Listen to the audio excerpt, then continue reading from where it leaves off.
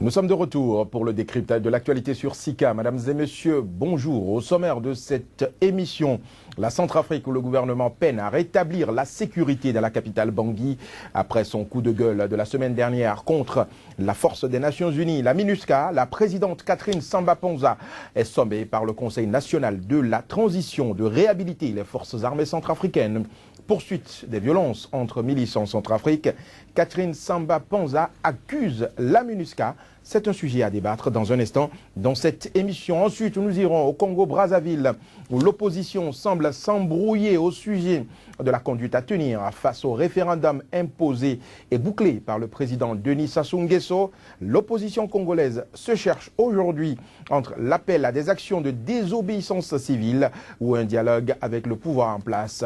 Enfin, pour finir, nous nous interrogerons sur le mystère autour de l'enquête sur l'assassinat de nos confrères Ghislaine Dupont et Claude Verlon. C'était au Mali 2 ans après cet assassinat et malgré la décision de déclassification du dossier par le gouvernement français, l'enquête n'a pas bougé d'un centimètre 2 ans après la mort de 2 journalistes français au Mali qui empêchent de connaître la vérité sur l'assassinat de Ghislaine Dupont et Claude Verlon. Vous aurez l'avis de nos invités dans un instant. Mais avant tout ceci, madame, monsieur, je vous propose de suivre le flash d'information. En Centrafrique, le Conseil national de transition donne un ultimatum d'une semaine au gouvernement pour la réhabilitation des forces armées centrafricaines. Il demande à la présidente d'associer les FACA aux forces internationales pour s'interposer entre les belligérants qui s'affrontent dans les quartiers sud-ouest de la capitale Bangui. Au Togo, le nouveau code pénal adopté lundi dernier par l'Assemblée nationale suscite des inquiétudes au sein de la presse. Les organisations de presse sont montées au créneau pour dénoncer l'article 498 qui punit toute publication, diffusion ou reproduction de fausses nouvelles d'une peine d'emprisonnement de 6 mois à 2 ans et d'une amende de 500 000 à 2 millions de francs CFA.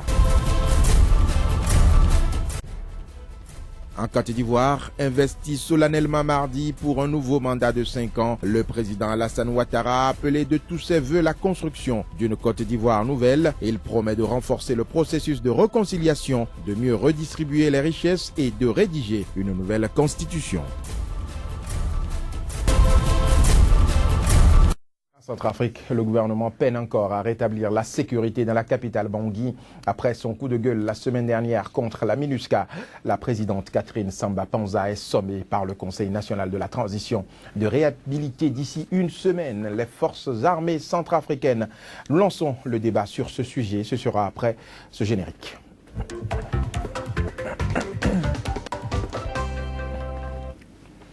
Pour débattre des sujets au menu de cette émission, j'ai sur ce plateau Arimi Choubadé. Il est journaliste et analyste politique au Bénin. Arimi Choubadé, merci d'avoir accepté notre invitation et bonjour. Bonjour Joël, merci pour l'invitation. J'ai également sur ce plateau Joël Yetonji de la rédaction de SICA TV. Joël Yetonji, bonjour. Bonjour à vous, bonjour Arimi. Nous démarrons ce débat avec vous, Arimi Choubadé. Je le disais tantôt, Catherine Samba-Panza s'en est pris ouvertement aux forces des Nations Unies installées en Centrafrique. Quelques jours après, le Conseil national de la transition l'appelle à rétablir les forces armées centrafricaines. Mais avant d'arriver justement à cet ultimatum donné par le CNT, dites-nous, Arimi Choubadé, quelle compréhension vous avez eue donc de ce coup de gueule de la présidente centrafricaine? Non, je crois qu'il y a un peu plus, enfin, il y a quelques semaines ici sur ce plateau, on se posait la question de savoir à qui profitait le regain de violence à Bangui alors qu'on était à moins d'un mois des premières élections présidentielles qui étaient prévues normalement des premières élections pour le 11 octobre. Tout à fait, et forcément, on voit très bien que ça ne pouvait arranger qu'à ceux qui sont au pouvoir. Et le Conseil national de transition n'a pas que demandé l'ultimatum, mais il a accusé très clairement le gouvernement, c'est-à-dire la présidente Samba-Panza, de ne pas prendre les mesures qu'il faut. Ils ont même été très clairs. C'est que le gouvernement a une part de responsabilité dans les violences. Alors, qu'est-ce qu'on constate? On constate que c'est 1 an après l'installation des forces d'interposition que le gouvernement se rend compte qu'ils ne font pas assez. Et j'ai même pas compris le sens de son attaque vis-à-vis de la MINUSCA, puisque elle dit qu'on n'a pas déployé suffisamment de force. Et elle dit que bon, il ne s'interpose pas à l'avance pour... oui, mais est-ce que c'est la mission de la MINUSCA? Oui, mais c'est elle La MINUSCA, c'est juste une mission d'appui. La MINUSCA est sous l'autorité de la présidente. Ils ne sont pas dirigés par quelqu'un de l'extérieur. Ils sont des invités du gouvernement centrafricain. Donc s'il y a un dysfonctionnement, on ne peut s'en prendre. C'est trop facile que la première responsable de la sécurité dans tout le pays, pas seulement à Bangui, se rejette sur les autres pour dire oui, vous êtes...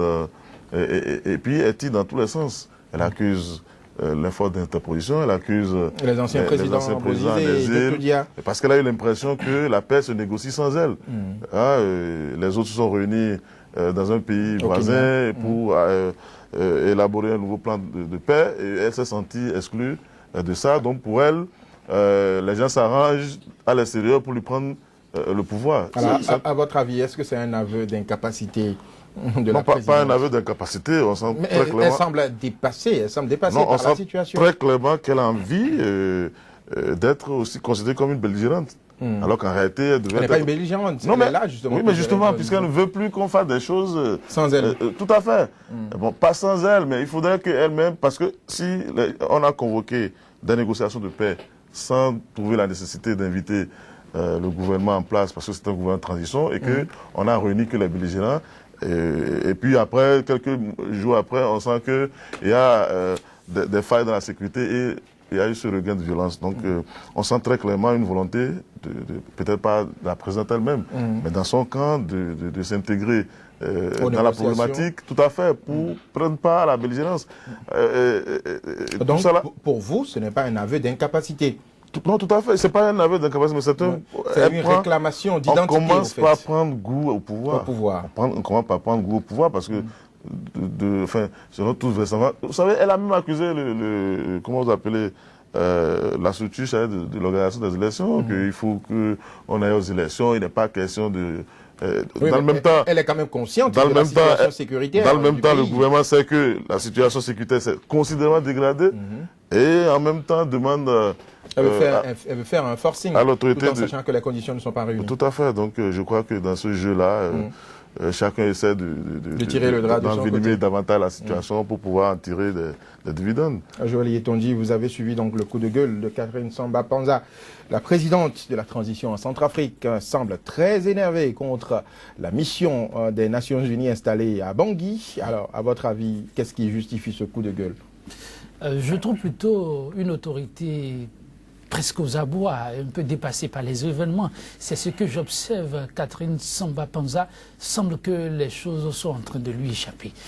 C'est ce que je vois. Et je trouve que d'une manière ou d'une autre, c'est un peu de bon droit. On peut s'interroger, est-ce qu'elle avait à faire ce qu'elle a à faire? Oui, elle avait à le faire parce que, quelque part, les choses vont de mal en pire. Oui, et d'abord parce qu'elle est la présidente. Qui doit décider à sa place? C'est à elle de décider de prendre en main sa responsabilité. Elle n'a qu'à taper du poing sur la table, mettre en action tout ce qu'elle a comme force. Ça, c'est vrai. Sa sortie, on peut l'analyser sous deux angles. Est-ce qu'elle avait à faire ce qu'elle a fait? Non et oui. Non, parce que c'est vrai, comme vous venez de le souligner, elle est la présidente et en tant que telle, elle doit prendre la plénitude du pouvoir. Quand on dit transition, avant de dire transition, on dit d'abord présidente. Et de ce point de vue, elle a un rôle à jouer. Est-ce que ce rôle, elle a suffisamment joué? De ce point de vue, non, elle n'a pas suffisamment joué. Mais on ne doit pas oublier dans quelles conditions Catherine Samba Panza est arrivée à la tête de la Centrafrique. Il faut observer que, mais qu'elle était de Bangui, pour son passé, pour la dame qu'on connaissait, c'est une dame qui s'est jouée plutôt à l'unisson. Qui s'est jouée, oui, c'est une dame qui s'est réconciliée. C'est une dame qui n'est pas une dame de fer. C'est une dame, c'est une dame de dialogue. C'est une dame de dialogue, c'est ce qu'elle s'est fait. Et c'est dans cette posture où vraiment c'était la braise, il fallait quelqu'un qui peut jouer les traits d'union. Et c'était la personne idéale. Donc de ce point de vue, on ne s'était pas trompé. Mais lorsque vous venez au pouvoir, il faut aussi souligner que le calendrier qui a été établi au départ n'a plus été respecté, ce qui justifie qu'elle est encore là jusqu'à présent. Mais lorsque la situation était en train d'évoluer, Catherine Samba-Panza devrait prendre la mesure de la situation, devrait savoir se réadapter. On devrait la trouver après dans une casquette d'une certaine, je ne sais pas, Margaret Thatcher pour la Centrafrique. Là, elle ne sait pas le faire, elle n'a pas cette étoffe-là. Et c'est malheureusement là où tout lui a échappé. Malheureusement, comme je l'ai dit précédemment, à un moment donné, elle devait savoir taper du poing sur la table. Elle ne l'a pas fait. Et la Centrafrique, aujourd'hui, est dans un bourbier. Bangui, c'était vraiment la ville stratégique. Si on parvenait à maîtriser la situation en Bangui, ça devrait pouvoir permettre d'aller un peu vers la ceinturation, la pacification des autres zones, ce qu'elle n'est pas parvenue à faire. Et qui devrait le faire? Ça, on doit le reconnaître. Et c'est là qu'elle a, de mon point de vue, un peu raison. C'est la MINUSCA. La MINUSCA n'est pas là en observation. Non. Et c'est vrai que oui, mais la MINUSCA ne peut pas prendre des initiatives sans elle. Pas sans elle directement. La MINUSCA est en appui. La Centrafrique n'est pas placée sous protectorat des Nations Unies. La MINUSCA est là. C'est vrai, sous son mandat direct, parce qu'elle en avait besoin, mais la MINUSCA ne reçoit pas directement d'ordre de Samba Panza. En tant que présidente, elle peut exiger avoir des actions précises de la part de la MINUSCA. Que chacun joue son rôle. Oui, là, c'est vrai. La MINUSCA ne peut pas prendre l'initiative sans son intervention. Samba Panza, dans son intervention, a été claire et je pense qu'on doit situer les responsabilités. Je viens de le dire, elle a une part de responsabilité. Sa part de responsabilité, c'est en tant que présidente, elle doit savoir taper du poing sur la table. Elle ne l'a pas fait. Mais pour autant, la MINUSCA n'est pas à dédouaner. Son chef direct, c'est qui? Est-ce qu'ils ont joué le rôle qui leur revient? Non. Et constatez avec moi que les soldats de la MINUSCA préféraient s'occuper de la pédophilie. En tout cas, c'est pas moi qui le dis. Et les faits sont là. Les faits sont là. Il faut remarquer qu'avant ça, on a constaté qu'il y a même des soldats de la MINUSCA qui ont été pris à partie. Il y en a à qui on a arraché des armes. Si les rebelles, pour lesquels ils sont là, qui doivent essayer, pas forcément de désarmer, tout au moins d'intimider, ils n'arrivent pas à le faire et qu'on peut les prendre à partie, il y a un problème qui se pose. Et vous l'avez souligné, le comble, c'est qu'il y en a. Vous et moi, vous convenez, lorsque vous êtes suffisamment occupé, rien que pour le travail que nous faisons à la tâche, aujourd'hui, vous n'avez pas la tête pour ce qu'ils font là, mais s'ils ont le temps pour ça, ça pose un autre problème. L'autre problème... Ça veut dire que vous pensez qu'ils sont oisifs aujourd'hui à Bangui, les membres de... En tout cas, ils ne s'occupent pas suffisamment. C'est pourquoi on les a envoyés là, ils ne le font pas. Donc vous et semblez on ne doit pas oublier... En partie, elle a raison. On ne doit pas oublier qu'aujourd'hui, Catherine, présidente qu'elle est, elle n'a pas la possibilité d'équiper l'armée régulière. Pourquoi elle ne peut pas le faire? Il y a l'embargo sur les armes. Il y a l'embargo sur les armes. Il faut lever d'abord l'embargo. S'il vous plaît, nous ne devons pas mélanger torchon et serviette. La réalité, tout le monde est coupable dans ce qui se joue aujourd'hui. Et Bangui n'est pas du tout sécurisé. Elle accuse également Djotodia et Bozizé et elle demande à la CPI d'intervenir pour leur mettre la main dessus. Vous pensez que c'est la solution aujourd'hui? Non, ça, ce n'est pas la solution. C'est vrai, Bozizé, on l'a aussi souligné dans ce qui a été fait, ce qu'on peut appeler ce forum qui devrait aider à unifier les fils de la Centrafrique. C'est un échec. On ne peut pas aller vers la paix, une paix durable en Centrafrique sans Bozizé et Djotodia. Et le problème aujourd'hui n'est pas à demander à ce qu'on leur mette la main dessus. Le problème, c'est à pacifier le pays. Pacifier le pays, ça commence déjà par les quartiers. Dans son discours, il faut le souligner aussi, elle a touché une corde sensible. Elle a dit ouvertement, ce n'est pas moi qui ai la paternité de ce que je viens d'affirmer. Tous les quartiers, les périphéries de la ville doivent être sécurisés. Et pour ça, on a besoin aussi de la MINUSCA, les forces d'interposition qui sont là. Il faut pouvoir le faire. Il faut aller au désarmement. Aujourd'hui, nous n'avons malheureusement plus le temps parce qu'en décembre, il faut aller aux élections. Comment aller aux élections si chaque jour, on continue de tuer les gens? Et ce matin, il y en a eu encore. Je pense que ça devient un problème plutôt sérieux et qui dépasse la personne de Samba Panza. Rémi Choubali, est-ce que vous pensez que la solution, comme l'a demandé Catherine Samba Panza, c'est d'envoyer Bozizé et Djotodia à la CPI? Bon, ben, elle fait de la politique, au lieu de faire de la gestion. Vous savez que c'est une femme politique. Qui a elle a été maire de Bangui. Oui, qui est dans la politique depuis très longtemps, qui a des ambitions politiques. Et donc vous pensez qu'elle veut mettre de côté mais prenez la méthode, prenez la méthode s'il y a des dysfonctionnements au niveau de la MINUSCA, et s'il y a... Parce qu'elle souffle sur toutes les braises. Elle tire sur tout le monde. Oui, Bozizé, Djotodia, et puis un chef rebelle qui est rentré.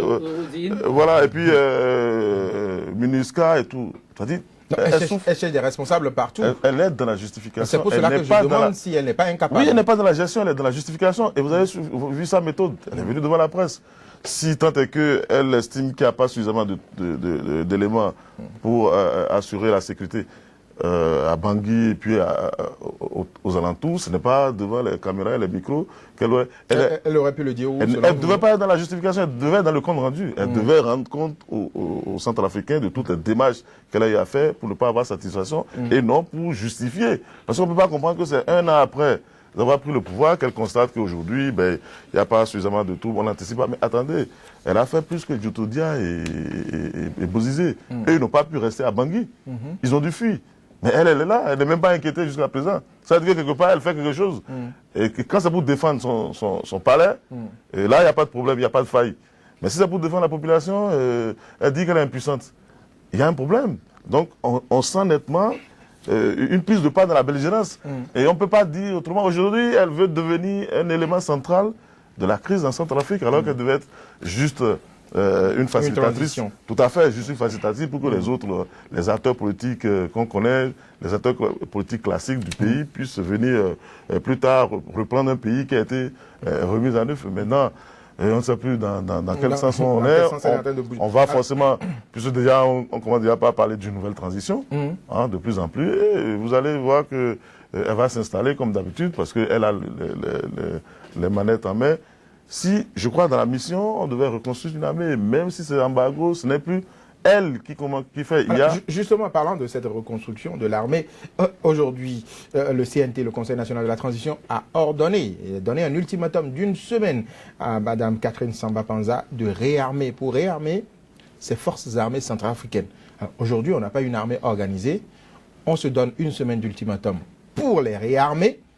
Est-ce qu'on ne tend pas vers une recrudescence de la violence en Centrafrique? Non, mais si le gouvernement centrafricain avait facilité vraiment les négociations en cours, on serait déjà parvenu à une solution, même au niveau de l'armée. Je crois que c'est pour ça qu'on est en train de réunir les protagonistes pour discuter de comment mettre en place un embryon, comment l'équiper et comment, parce que après les élections, il n'était pas question qu'il y ait un président légitimement élu et qu'il y ait une force d'interposition. On ne saurait plus, à ce moment-là, la force s'interposerait entre qui et qui. C'est qu'on est déjà parvenu à un accord de paix. Mais on sent très nettement que le gouvernement centrafricain ne fait rien pour que ces négociations aboutissent. Au contraire, dès qu'il y a un embryon d'accord ou même des négociations, on commence par crier à la sorcellerie au niveau de la présidence. Et aujourd'hui, c'est normal qu'on soit comme au point de départ, avec en plus de la violence. De la violence que même la ministre n'arrive pas à maîtriser. Donc, alors, armer les forces armées, est-ce que cela ne va pas rendre difficile la tâche de la ministre? Oui, mais on ne peut armer on ne peut parler d'une armée en Centrafrique aujourd'hui que dans le cadre d'un accord de paix entre les différents ce qui n'existe pas pour l'instant. Pour le moment, ça n'existe pas. Donc si ça n'existe pas, donc si dans une semaine, le gouvernement arrive à satisfaire la parce qu'on ne peut pas aujourd'hui installer une armée. La sommation du CND. Parce que ce qui se fait généralement dans ce genre de trous, c'est, comment on appelle, le désarmement, cantonnement ou tout ce qu'on veut. Et après, on réintègre les éléments dans une armée nationale en ce moment où tout le monde se reconnaît. Donc aujourd'hui, dans les conditions actuelles, sans accord de paix, sans désarmement, on ne peut pas installer une nouvelle armée dans ces conditions-là, parce que personne n'a voulu aller véritablement à la paix dans ces négociations. Joël Yetonji, alors donner des armes aujourd'hui aux forces armées centrafricaines, est-ce que cela ne va pas ouvrir la voie à de nouvelles violences? L'armée avec des armes, les milices avec des armes, la MINUSCA avec des armes, est-ce qu'on peut maîtriser désormais la situation en Bangui? On peut maîtriser la situation parce que l'armée signifie des armes. Une armée sans armes ne sert vraiment pas à grand-chose. Dans un pays où les gens sont organisés aujourd'hui, dans un pays parce que c'est une armée laissée par Bozizé, laissée par Djotodia, il y a toujours des clans dans cette armée-là. Est-ce qu'on peut partager des armes à cette armée sans qu'elle soit unifiée? Je dis, une armée, c'est les armes. Une armée sans armes n'est pas une armée. Aujourd'hui, il n'y a pas d'armée en Centrafrique. Maintenant, quant à la doléance du CNT, entre nous, soyons raisonnables. Est-ce que les Centrafricains veulent vraiment de la quiétude, de la stabilité dans le pays? Dire que ce sont des cadres, des élus, pour les appeler ici, qui se sont assis et qui ont sorti cette décision, bah, je suis tombé à la renverse. Ah bon, pourquoi? Oui, je dis, mais c'est plus que le ridicule, ça fait pas sérieux. Quelque part, ils veillent à leur sécurité. Comment vous vous rendez compte que dans un pays qui se dit pays indépendant, on arrive à enlever des ministres, des miliciens arrivent à enlever des ministres, il n'y a pas de sécurité. Je dis encore une fois, soyons sérieux. Dans la situation délétère qui est celle de la Centrafrique aujourd'hui, qu'on nous dise des choses vraiment responsables. Ça, ce n'est pas responsable. Non, peut-être c'est une manière de pousser le gouvernement à vite pacifier l'armée. Et quand on sait que l'avis du CNT n'est que consultatif et qu'il ne peut pas démettre la présidente de sa fonction, ça rimerait à quoi? Que de distraire les Centrafricains. Les Centrafricains ont besoin de choses sérieuses. Vous pensez que le CNT n'a fait que donner un coup d'épée dans l'eau? Non, non, il faut éviter surtout ça. Aujourd'hui, on a besoin d'aller de l'avant. Et aller de l'avant, ce n'est pas ça. C'est tout sauf ça. Ce dont on a besoin aujourd'hui, c'est qu'on s'asseye et qu'on prenne des décisions conséquentes. On n'a plus suffisamment de temps. Catherine Samba Panza, pour ma part, est aujourd'hui incapable de gérer la situation qui se présente. Que faut-il faire? Faut-il s'asseoir autour d'une table et prendre de grandes décisions, revoir s'il faut très rapidement, mettre une structure qui sera plus élargie, je veux dire, qui sera capable de prendre les décisions qui s'imposent. Vous l'avez dit, des âmes circulent. Est-ce qu'on peut vraiment aller aux élections dans les conditions actuelles? Je pense que non. Faut-il désarmer? Comment le faire? Dans combien de temps? Je pense que c'est des questions essentielles sur lesquelles il va falloir discuter. Quand on le fait dans ces conditions, l'armée régulière, comment allons-nous parvenir à, en tout cas, établir un certain lien, une certaine confiance entre cette population et cette armée, et ensuite passer à l'armement de la troupe?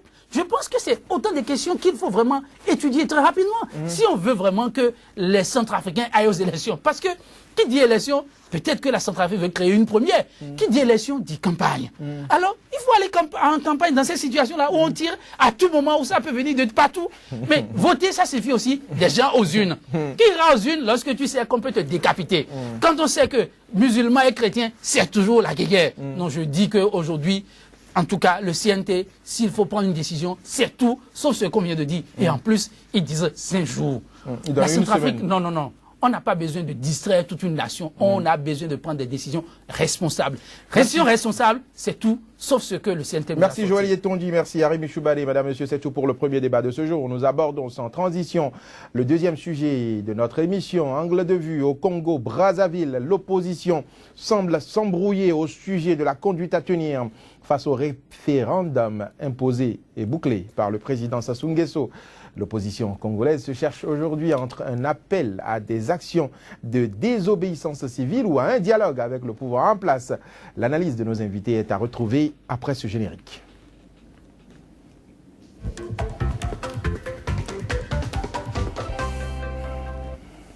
L'opposition qui semble donc s'embrouiller au Congo, Brazzaville. Arimi Choubali, comment vous expliquez cette dissension qui vient de naître entre les membres de cette opposition qui, normalement, devait rester regroupée pour faire face au président Sassou Nguesso? Vous le trouverez dans aucun pays où la démocratie est en péril.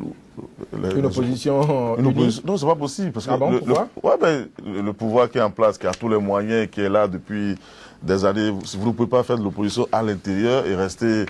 et avoir toutes les facultés possibles pour renverser. C'était pas possible. Vous pensez qu'il y a des tentatives de division, c'est ça? Oui, si vous prenez, même ceux qui font l'opposition dans ces gens de pays-là, c'est soit des gens qui ont coltiné un peu avec le pouvoir avant de prendre le large. Donc, c'est des gars qui sont très connus, qui parfois, c'est pour des questions d'humeur, ou c'est pratiquement des marginaux. Vous ne pouvez pas à l'intérieur. Sassou, il est là depuis très longtemps. Il a tout en main. Il a l'appareil judiciaire, l'appareil administratif, l'armée, il a tout en main. Comment vous pouvez être à l'interne, vous organisez? Vous savez, depuis le début, il y avait un problème de stratégie. Oui, on a vu ce qui s'est passé au Burkina. Donc on s'est dit, bon, est-ce qu'à l'occasion des élections, on peut semer le trou pour peut-être... faire fuir Sassou, mais lui, il a vu venir, il a vu le cas. Il a verrouillé le pays. Il a vu le cas, je crois que... Il a coupé RFI, il a coupé l'Internet. Tout à fait, et c'est presque sûr qu'entre-temps, il a pris contact avec le clan comparé pour voir à peu près ce qui n'a pas marché. Ce qui n'a pas marché, donc... C'est inspiré de l'expérience de Comparé. Dans ces conditions, il ne peut pas avoir une opposition à l'interne qui puisse vraiment déstabiliser ce régime-là. Et quand un régime dure très longtemps comme ça, ce qui est sûr, il n'y a qu'un chaos comme alternative. on ne voit pas très bien comment, même ceux qui sont au pouvoir, ils ne savent pas très bien comment il faut changer.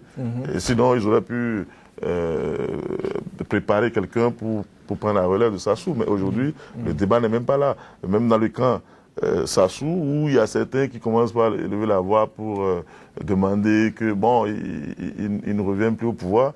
On essaie progressivement de les mettre sous état. Donc, bon, cette opposition-là ne pouvait pas rester unie. Et vous ne verrez nulle part en Afrique une opposition unie face à un régime aussi dense, aussi tout à fort fait, que celui du président Sassou Nguesso. La seule alternative à ce régime, malheureusement, dans les pays francophones, c'est le chaos. Vous pouvez voir tous les pays où les gars sont restés 10 ans, 20 ans à la fin. Oui, en dehors, bien entendu. On finit par les confondre en dehors, bien entendu, au meuble du régime. En dehors du cas, bien entendu, du Bénin, où après 17 ans, on a quand même su trouver une formule pour ne pas aller au chaos. Ça n'a pas été le cas partout. Alors, je vais vous inviter à suivre cet extrait, un extrait de l'interview que nous a accordé ce mardi Mabio Mavungu Zinga. Il est le porte-parole de l'une des plateformes de l'opposition, l'Initiative pour la démocratie au Congo, qui annonçait une suspension des actions de désobéissance pour protester contre la réforme de la Constitution. Si tout va bien, nous allons le suivre. Mabio Mavungu Zinga, bonjour. Bonjour. Pourquoi l'opposition congolaise a-t-elle fait marche arrière dans sa lutte contre le référendum? Nous n'avons pas fait marche arrière. La lutte continue, c'est un processus et nous y sommes encore aujourd'hui. Je ne vois pas comment on peut dire que nous avons reculé. Mais à un moment donné, vous avez quand même sur soi à l'appel à désobéissance. Ça va de soi, mon frère, parce que nous sommes avec la communauté internationale qui exige que nous allions à un dialogue. Mais si nous devons aller au dialogue, cela veut dire qu'il faut suspendre, je dis bien suspendre, et non reporter sine die. On suspend pour nous permettre d'aller au dialogue, et une fois que nous serons au dialogue, si les conclusions que nous ramènerons ne nous seront pas satisfaisantes, nous reprenons la lutte par la voie de la désobéissance civile et pacifique. Mais M. Mavungu, le référendum a eu lieu, le résultat est connu. Mais de quelles négociations vous parlez? Mais nous n'avons pas reconnu, déjà dans nos derniers communiqués, l'opposition ne reconnaît pas ce simulacre de référendum. Pour nous, c'est un non-événement, cela n'a jamais existé. Et c'est pour ça que nous disons que si dialogue il y a, le retrait de ce simulacre de référendum. Alors, de quelles armes disposez-vous aujourd'hui si entre-temps la négociation n'aboutissait pas et que vous devez continuer le combat? De quelles armes disposez-vous?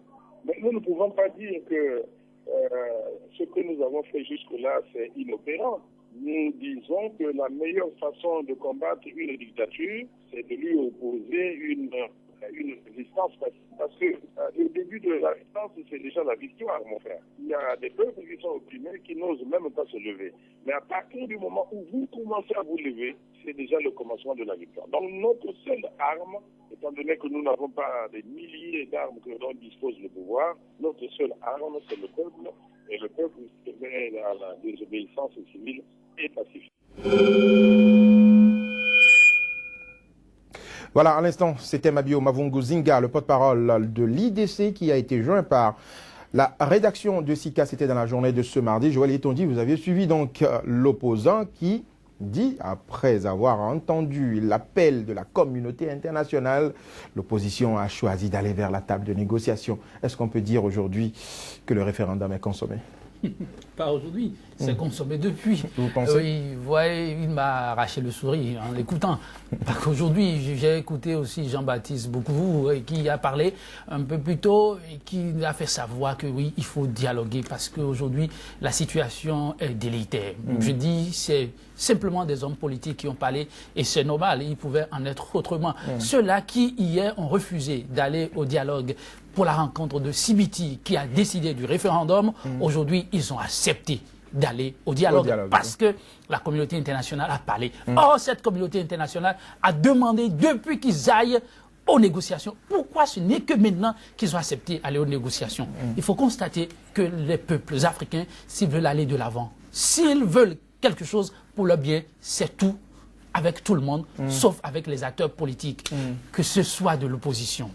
Tout à l'heure, il y a mon confrère qui disait que ce sont des gens qui, d'une manière ou d'une autre, ont eu à travailler avec la mouvance. Et c'est vrai, qui sont ceux-là aujourd'hui qui constituent les têtes pensantes de la plateforme ou des plateformes dites de l'opposition.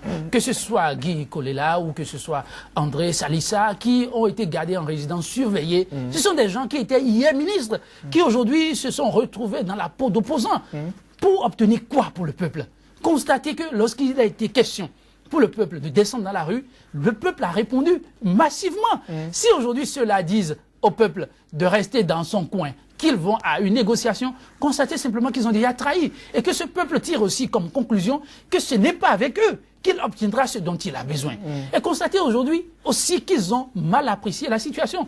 Ce n'est pas la peine d'appeler à la désobéissance civile. Ils ont trébuché dès le départ. Ce qu'il fallait faire, simplement, c'est de demander à ce peuple de sortir massivement, battre campagne et expliquer les raisons pour lesquelles il ne fallait pas ce référendum. Donc, le peuple devrait aller aux urnes et voter non, massivement non contre. Aujourd'hui, où c'est déjà consommé, vous avez vu de l'autre côté ceux-là qui leur ont demandé d'aller aux négociations. On a entendu Hollande, il a dit non, on ne veut pas de référendum. Après, il dit oui, bon, c'est le peuple qui veut, bon, c'est constitutionnel, allez-y. Et après, se rebiffer, Moscou qui accepte, qui accueille le chef de la diplomatie congolaise et qui applaudit que vraiment ce qui s'est passé prouve que Sassou est en train de bien travailler. À votre avis, l'opposition n'a plus aucune chance d'aller jusqu'au bout de sa revendication. Il faut qu'il laisse la population tranquille dans son coin. Pour éviter qu'il y ait des blessures, de les sacrifier. Vous allez voir, ils seront positionnés. Ils vont continuer. Dès qu'ils auront pour leur part, c'est fini. La première négociation, c'était pourquoi? Ils ont demandé à ce que les taux soient desserrés autour de Guy et d'André. Et lorsqu'on les a libérés, après, ils ont dit oui, on veut discuter. Discuter de quoi? Comme on lui a demandé. Si ce n'est pas pour leur positionnement, il n'y a pas grand-chose à espérer de ce dialogue, si ce n'est permettre à Sassou de continuer tranquillement son mandat. Donc, s'il y a un combat aujourd'hui à faire... De continuer son mandat et d'avoir de nouveaux mandats.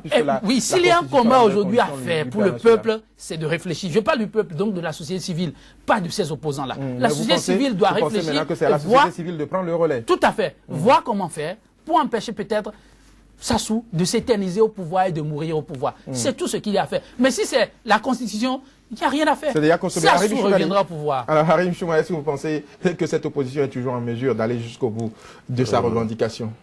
Non, je vous ai dit tout à l'heure qu'on ne peut pas avoir des groupes organisés dans ce genre de pays, de dictature, lâchons le mot. Ça dit que c'est de l'opposition tolérée. Donc il fallait juste qu'il y ait un peu d'opposition pour colorer ce qui se fait. Ils n'ont pas de marge de manœuvre. Vous ne pouvez pas tenir une réunion, vous ne pouvez pas tenir une organisation sans que vous ne soyez infiltré par les gars du pouvoir. Les éléments du pouvoir en place. C'est impossible dans ce genre de pays. Vous ne pouvez pas, c'est la terreur. Tout le monde connaît la méthode. Ça a été le parti unique qui est revenu sous une autre forme par les armes. Sassou est revenu, c'est vrai, il y a eu une élection, mais il est revenu par les armes. Et vous avez vu même les opposants historiques qui ont pris les armes contre Sassou. Le père Kolela, il a fait la paix avant de partir. Et ses enfants aujourd'hui sont divisés, ils sont pas tous même, ils sont tous, je crois qu'il y a deux dans le pouvoir, mais ils n'ont pas les mêmes points de discours. Il y a l'un qui est d'accord que Sassou se maintienne, il y a l'autre qui quand même estime que lui aussi peut tenter l'aventure. Donc, vous ne pouvez pas dans ces pays-là. Et puis, quand ça dure trop longtemps au pouvoir, l'alternative n'est que le chaos. C'est regrettable, mais il n'y a pas d'autre alternative. Organisée à l'intérieur, ce n'est pas possible. Vous ne pouvez pas... Ce n'est pas à Sassou qu'on fera l'histoire du Burkina Faso ou d'ailleurs, où les opposants peuvent s'organiser. Et même au Burkina, ce n'est pas des opposants qui sont organisés pour faire ce qui s'est passé. Donc, ça serait compliqué pour un groupe organisé qu'on appelle opposition ou société civile, tout ce que vous voulez, qui puisse venir à bout d'un régime qui est là, qui a infiltré toutes les strates de la société, qui est là depuis très longtemps, qui connaît la force, qui connaît ce que vous appelez la démocratie, c'est-à-dire les élections et tout, et qui sait très bien comment se défendre. Donc, et sans oublier, quand on parle de communauté internationale, moi je veux bien savoir de quelle communauté internationale qu'on parle. Puisque les Américains, ils ont été constants jusqu'au bout, ils sont contre le référendum, et je ne crois pas qu'ils aient démordu. Par contre, en temps, on a vu... La France qui a joué au jeu d'équilibriste. Comme d'habitude, quand la diplomatie française s'intéresse à un pays, mais c'est le deuil qu'il faut mettre. Ça, c'est classique dans nos pays.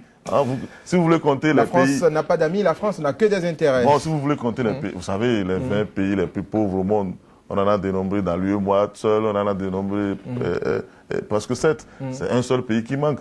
Donc c'est ça. Ça dit que quand ils passent, Malheureusement, ce ne sont que des pays francophones. Quand la diplomatie française passe quelque part, il faut commencer par se poser la question. Merci Arimi Choubadé, merci Joël Yetonji. Madame, monsieur, ce sera tout pour le deuxième débat de ce jour. Avant le troisième sujet, voici un nouveau point de l'actualité, c'est le flash d'information. En Centrafrique, le Conseil national de transition donne un ultimatum d'une semaine au gouvernement pour la réhabilitation des forces armées centrafricaines. Il demande à la présidente d'associer les FACA aux forces internationales pour s'interposer entre les belligérants qui s'affrontent dans les quartiers sud-ouest de la capitale Bangui. Au Togo, le nouveau code pénal adopté lundi dernier par l'Assemblée nationale suscite des inquiétudes au sein de la presse. Les organisations de presse sont montées au créneau pour dénoncer l'article 498 qui punit toute publication, diffusion ou reproduction de fausses nouvelles d'une peine d'emprisonnement de 6 mois à 2 ans et d'une amende de 500 000 à 2 millions de francs CFA. En Côte d'Ivoire, investi solennellement mardi pour un nouveau mandat de 5 ans, le président Alassane Ouattara a appelé de tous ses voeux la construction d'une Côte d'Ivoire nouvelle. Il promet de renforcer le processus de réconciliation, de mieux redistribuer les richesses et de rédiger une nouvelle constitution.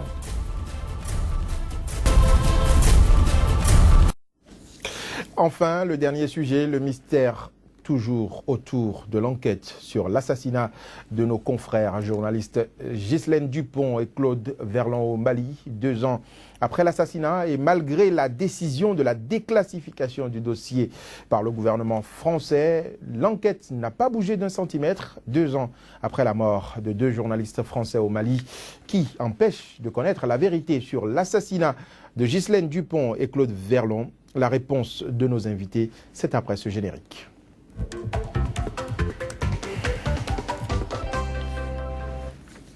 Joël Yetonji, ça fait 2 ans que malheureusement Ghislaine Dupont et Claude Verlon nous ont quittés. Ce sont des confrères, mais jusqu'ici on a l'impression que la justice française piétine et tourne en rond. On n'a encore pas d'indices sur les raisons de leur assassinat. L'enquête n'a pas évolué.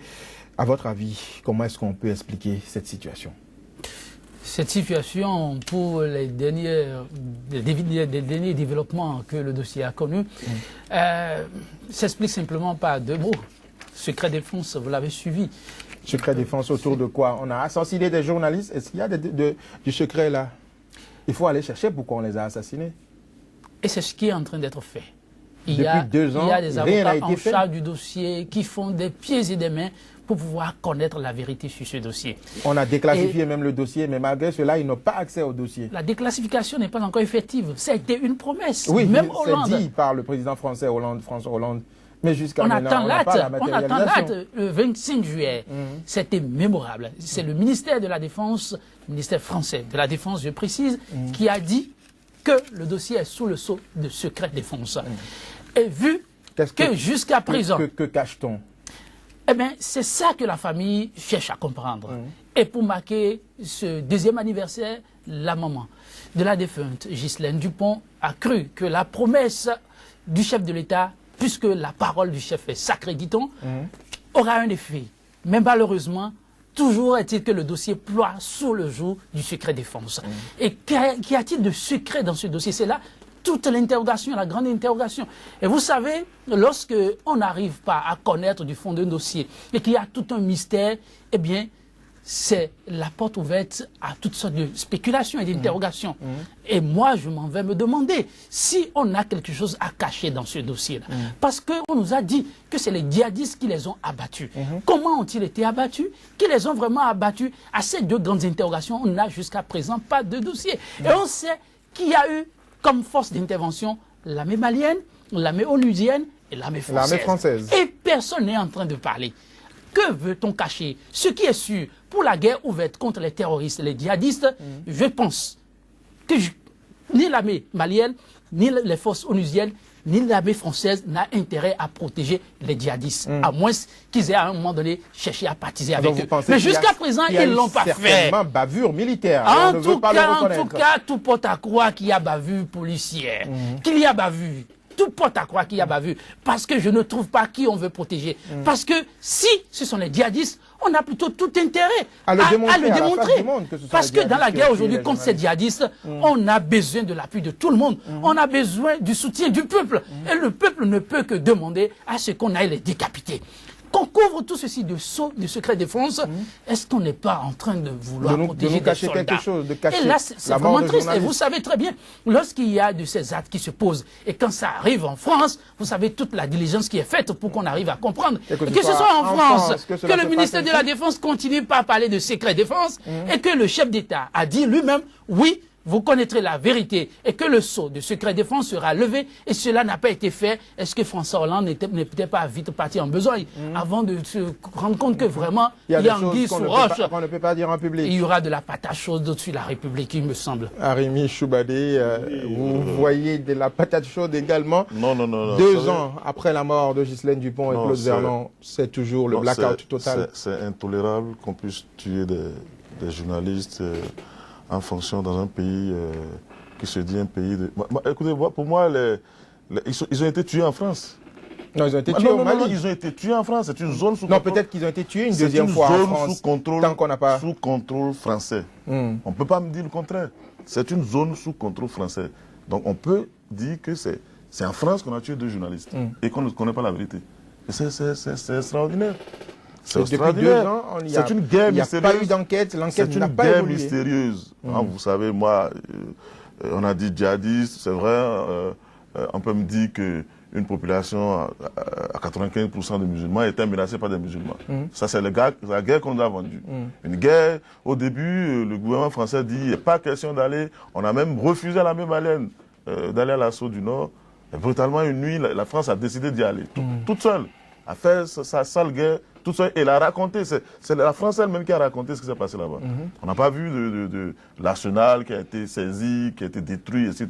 Personne n'en sait rien. On sait seulement qu'on est allé faire une guerre, et puis 2 journalistes qui meurent dans ces conditions-là. Et comme disent qu'un pays, la France, que nous, pays de démocratie, droits de l'homme, déclaration universelle des droits de l'homme, etc., dans ce pays-là, on tue 2. Parce que vous savez, pour moi, ces 2 confrères ont été tués en zone contrôlée par la France. Alors, on ne peut pas nous dire... On a parlé d'une possibilité de bavure qu'on serait peut-être en train de cacher au monde entier. C'est possible également que ces journalistes aient découvert des choses. Le problème, c'est même pas qu'il y ait bavure. Le problème, c'est qu'on ne puisse pas dire ce qui s'est passé. Oui, c'est pourquoi je dis peut-être qu'ils ont découvert des choses et qu'il faut empêcher justement le monde de connaître. Non, mais si c'était... imaginez que ce soit une zone sous contrôle malien, ce qui allait se passer. On aurait même peut-être demandé à extrader des présidents de la République. On en a vu. Mais maintenant que c'est la France qui est coupable de la mort de nos 2 confrères, mais il faut que le gouvernement français en réponde. Je ne sais pas s'il n'y a pas dans ce monde-là un tribunal qui puisse se saisir comme on l'a fait dans d'autres pays où on a estimé que des gouvernements ont maltraité des journalistes ou ont maltraité des militants de droits de l'homme, etc. Pourquoi ici la France sous le contrôle de la France, on a exécuté des journalistes dans l'exercice de leur profession et qu'on ne puisse pas interpeller. À votre avis, à qui profite alors cette lenteur? On ne peut même pas comprendre pourquoi on a laissé ce dossier-là être géré exclusivement par la France. Je vous dis, imaginez que ce soit ces 2 confrères soient exécutés, comment l'appelle-t-on, en zone contrôlée par le Mali. Et vous allez voir ce qui va se passer. On aurait même eu des résolutions de l'ONU sur ça. Et il y a eu même des résolutions, puisque après la mort justement de ces 2 confrères, la date de leur assassinat a été déclarée, je crois, journée de la liberté de presse. Non, il faut exiger... L'impunité des crimes contre journalistes. Oui, il faut que le gouvernement français réponde de ce crime-là. C'est au gouvernement français de répondre de ce crime. S'il n'y a pas de coupable, donc le coupable, c'est le gouvernement français. Il n'y en a pas d'autre. Et comme on arrive à traîner des gouvernements devant des tribunaux à caractère international, on doit pouvoir le faire avec ce gouvernement-là. Donc pour moi, le responsable de ces 2 morts, c'est d'abord Hollande. Il faudrait qu'il s'explique. Et s'il ne veut pas s'expliquer aux Français, que la communauté internationale l'interpelle. Parce qu'on ne peut pas accepter. Oui, c'est vrai, ils ont tué plein de gens dans le désert, on ne sait pas qui. Ils ont dit que ce sont des djihadistes. On leur concède ça. Mais ici, ce sont des journalistes quand même. Connus, avec un organe respectable que tout le monde connaît, etc.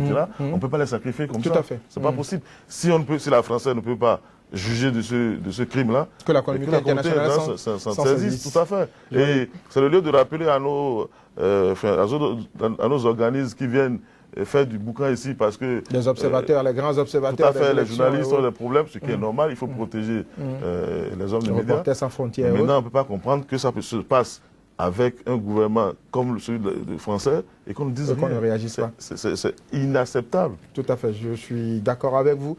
Joël Itondi, à qui profite cette lenteur de l'enquête, très rapidement? Non, ça saute à l'œil. Il ne faut pas aller chercher 1000 lieux. Ça profite à qui? Ça profite à qui avait le contrôle de nos confrères. Et Ghislaine Dupont, je ne vous la présente pas. Ce n'est pas possible. C'est vrai. Et ce qui est inquiétant, c'est le silence de tout le monde. Même les parlementaires en France, personne n'en parle. C'était comme si c'est dans l'ordre normal des choses que si c'est passé. Franchement, est-ce qu'on a vraiment intérêt à se muer dans ce silence de cette façon? Oui, si la France n'est pas en mesure de le faire, je pense que c'est un dossier qu'on nous sait. La communauté internationale doit pouvoir se saisir de ce dossier. Reporters sans frontières, je pense qu'on ne fait pas suffisamment en ce qui concerne ce dossier-là. On ne peut pas se taire, c'est vraiment de l'aberration. Cela se serait passé ailleurs, sous d'autres cieux, pour ne pas dire vraiment en Afrique, on aurait assisté à autre chose. Merci Joël Itondi, merci. Rémi Choubalé, madame, monsieur, c'est tout pour ce numéro de votre émission Angle de Vue. Très bonne suite de programmes sur Sika, la chaîne qui vous informe sur l'actualité sur le continent africain.